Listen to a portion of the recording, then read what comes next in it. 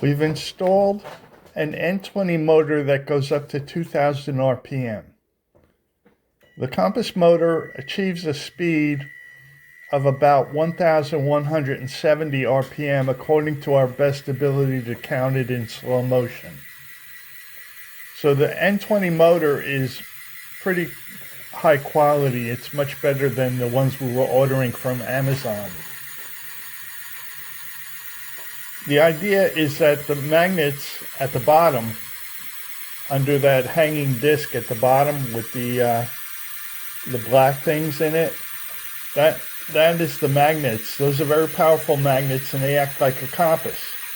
And the N20 motor pushes off that compass and turns the armature on top, which you see spinning around and is hanging by a fishing swivel that acts as the bearing.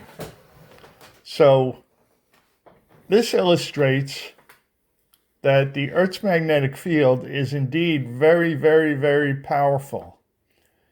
So it's actually thousands of times more powerful in its ability to make a magnet turn like a compass than it is in making a magnet attract to the North Pole or the South Pole, as it would be. So the Earth's magnetic field is extremely powerful. And also we rely on the Earth's magnetic field for a lot of things.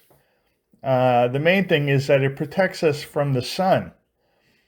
And there would be no life on Earth if it weren't for Earth's magnetic field. So if you want to argue that Earth's magnetic field is weak, I would kind of say, well, that wouldn't be a really good thing, because then you could eliminate it by using other magnets. So what I'm thinking is you could strengthen Earth's magnetic field by adding magnets around the world. But that's just a thought. Thanks for watching. Give me a like, subscribe, rumble, and stay tuned.